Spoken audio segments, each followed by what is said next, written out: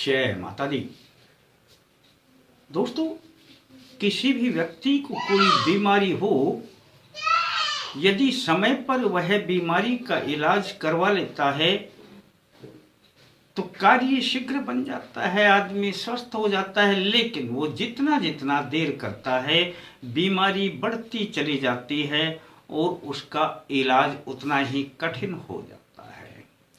हालांकि मैं जो ये बात कर रहा हूँ ये एक शरीर के रूप में है, लेकिन अब हम बात करेंगे भारत देश के बारे में। और जब हम देश के बारे में बात करेंगे तो उससे पहले हम एक अलग देश की बात करते हैं जिसे सोवियत संघ के नाम से जाना जाता था। रूस पहले सोवियत संघ ही एक बड़ा विस्तारवादी हुआ करता था। 1991 में उसके 15 टुकड़े हुए, जिसमें से 6 मुस्लिम कंट्री बाहर निकले।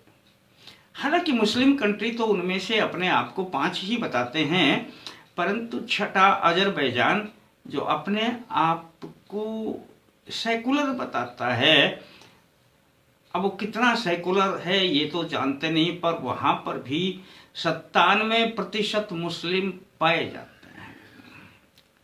अब मैं सब बात आपको क्यों बता रहा हूं दोस्तों, यह भी एक बीमारी है कि जैसे हम अपने शरीर का उपचार करते हैं उसी प्रकार से हमें अपने देश का उपचार भी बहुत जरूरी है।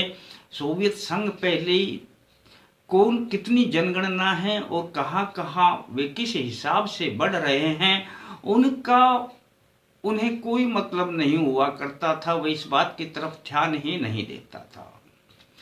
आज भी हम अपने भारतवर्ष में देखते हैं तो दोस्तों, जो हमारी बाउंड्री पर जितने भी ये अपने राज्य बने हुए हैं, इनमें जितनी घुसपैठ होती है उसमें सारे के सारे बाहर से आने वाले वे यहाँ पर अपनी तादाद को बढ़ाते हैं और धीरे धीरे करके यहाँ का अपना वोटर आईडी कार्ड, पहचान पत्र, ना जाने क्या क्या बनवा लेते हैं और यहाँ की सारी सुविधाएं प्राप्त करने लगते हैं। यहाँ के अपने सभी जो भारत के मूल निवासी हैं उन पर तो फर्क पड़ता ही पड़ता है, परंतु सबसे अधिक पड़ता है डेमोग्राफी का। डेमोग्राफी का अर्थ होता है दोस्तों, जैसे कि कोई भी तटीय जो हमारे बाउंड्री पे पश्चिमी बंगाल है, बिहार है, तमिलनाडु है, केरला है, आसाम है, जो ऐसे बसे हुए हैं उनमें बाहर से जब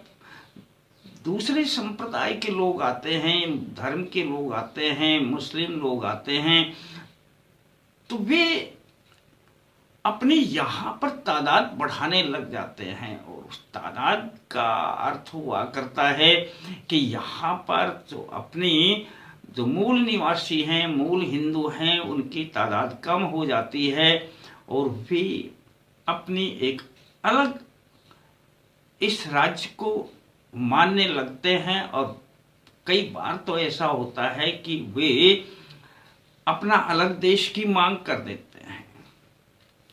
ये बीमारी बहुत बड़ी है, परंतु इस बीमारी का इलाज अभी तक किसी की समझ में आया नहीं। हाँ, उपचार में इससे पहले 2014 से पहले तो इसका उपचार जरूरी था ही नहीं, क्योंकि जो शासन करने वाली पार्टियां हुआ करती थी वही चाहती थी कि ऐसा हो, डेमोग्राफी चेंज हो। भले ही भारत के टुकड़े हो जाएं, क्या लेना देना है, फर्क क्या पड़ता है। उन्होंने तो राज्य करना है और हो सकता है वो राज्य करने वाले अब उनकी जो सर्वोपरि हैं, जो उनके सुप्रीमो हैं, अब क्या पता कि उनके मन में क्या है। वो हिंदुस्तान की अपनी से प्रेम भी करते हैं या नहीं करते हैं। अब उन्होंने अपनी पॉलिसी चला रखी थी कि भाई बाहर से आओ, उनको शरण दो, उनका राशन कार्ड बना दो, वोटर आईडी बना दो, आधार कार्ड बना दो, पैन कार्ड बना दो और इस देश के वासी समझ करके रख लो। जब इस बात का पता चला धीरे धीरे करके तो उनके ऊपर थोड़ी नकेल कसनी प्रारंभ की और उनके लिए बाउंड्री बनाई जाने लगी। अपने देश के जो जो सीमा लगती हैं वहां पर अभी इसका कार्य चल रहा है। हाँ, कोशिशें तो अभी प्रारंभ हो गई हैं, इसका परिणाम तो धीरे धीरे करके आएगा। लेकिन दोस्तों, यह तो एक बात हुई कि डेमोग्राफी चेंज होने से देश टूट जाता है, देश खत्म हो जाता है, देश पर दूसरा शासन आ जाता है। लेकिन अब एक और बात बताऊंगा जो इससे भी भयंकर बात है, वो जो वास्तव में, जैसा कि मैंने बताया वीडियो में, कि अब पता चला कि वास्तव में बीमारी क्या है। दोस्तों, हमारे देश में बीमारी का मैं जिक्र करूं इससे पहले आप एक छोटी सी बात से समझा दूं।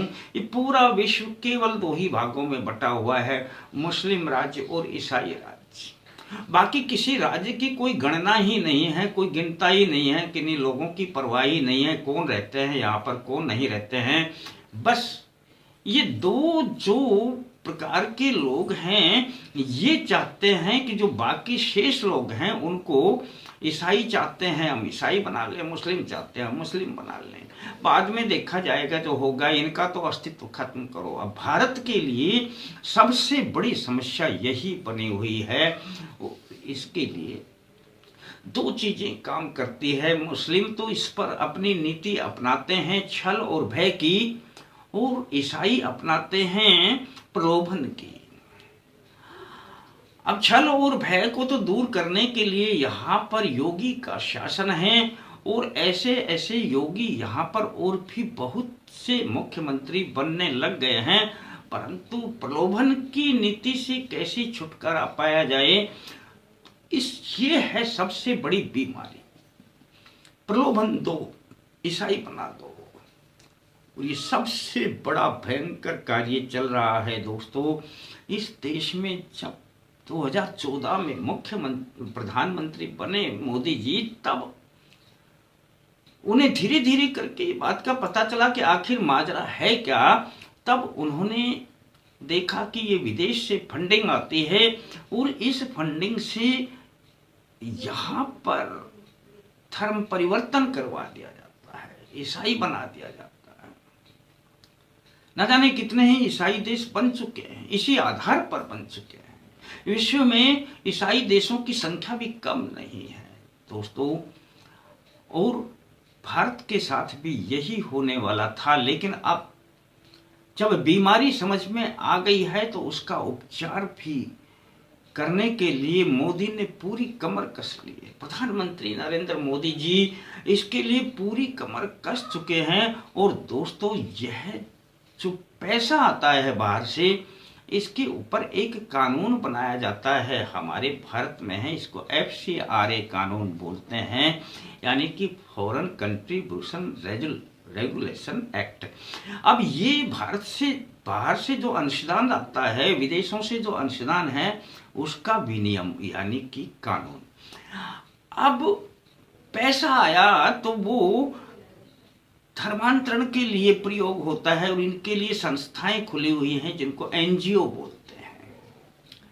अब NGO के बारे में जब पता चला, तो मोदी जी ने जब इनके बारे में जानना चाहा, तो शुरुआत में इनकी संख्या, जब उन्होंने जून 2014 में ही जब इनकी संख्या के बारे में पता चला, तब बताया गया कि 42,500 के लगभग रजिस्टर्ड NGO हैं।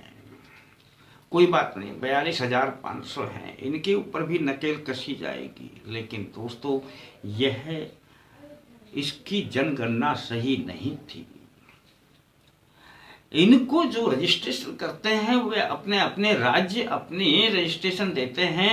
इनकी पूरी गणना निकालना इतना संभव नहीं था। और धीरे धीरे करके दोस्तों, जब इनकी गणना करने लगे, तब आज की तारीख में पता चला है कि 30 लाख से ज्यादा NGO भारत में रजिस्टर्ड है।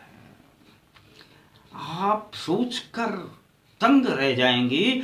30 लाख में यदि 20-25 लाख भी सक्रिय हैं, और उन पैसों का इस्तेमाल धर्म परिवर्तन में कर रहे हैं, तो कितनी जल्दी यह देश ईसाई धर्म में कन्वर्ट हो जाएगा, और मुस्लिम अपने तरीके से इसे अपने हिंदुओं को कन्वर्ट कर रहे हैं, तो हिंदुस्तान के खत्म होने में देर न लगेगी। बस दोस्तों, इस बीमारी का पता चलते ही यहाँ पर दोस्तों मोदी जी एक कानून लेकर के आए, और वो कानून इतना सख्त बना दिया कि उसे सुन करके अब ये जो विदेशी फंडिंग जहाँ से आती है, विदेशी पैसा आता है, ये जितने विदेश वाले हैं ये सब चक्कर खाकर गिर रहे हैं दोस्तों। FCRA कानून में परिवर्तन कर दिया गया और उनके ऊपर नियम नए लागू कर दिए गए कि उनका खाता एक ही जगह स्टेट बैंक में दिल्ली में होगा। अब किसी के नाम से आओ, चाहे पैसे आओ, 1 करोड़ रुपए आए, तो आपको 1 करोड़ रुपए निकाल कर एक मुश्त में नहीं दे देंगे। वो उनका कुछ प्रतिशत रखा है कि चाहे 10% आप निकालेंगे। आपने 10 लाख निकाला तो 10 लाख का पहले काम दिखाओ कि किस काम के लिए आपने खर्च किया है।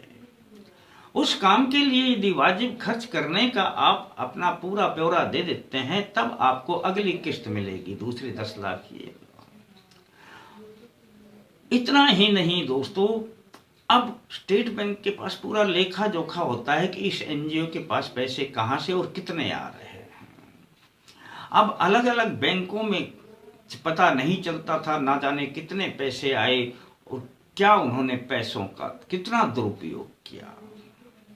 अब इससे अगला जो सुधार किया है दोस्तों, सुनकर आपको बड़ी प्रसन्नता होगी कि वास्तव में नरेंद्र मोदी जी और अमित शाह जी कर क्या रहे हैं देश के लिए। उन्हें कितना मतलब कि करने के लिए कितना परिश्रम करना पड़ता होगा, कितना सोचना पड़ता होगा। उन्होंने इस नियम में बदलाव किया और नियम में यह है लिखा गया कि यदि आपने इन पैसों का प्रयोग पाया गया कि धर्मांतरण के लिए किया है या देश में किसी भी प्रकार के आंदोलन करने के लिए किया है या देश को किसी भी प्रकार से देश से विरुद्ध आपने कोई गतिविधि चलाने के लिए इसका प्रयोग किया है, तो आपकी पूरी संपत्ति जो भी है वो सब सीज कर दी जाएगी।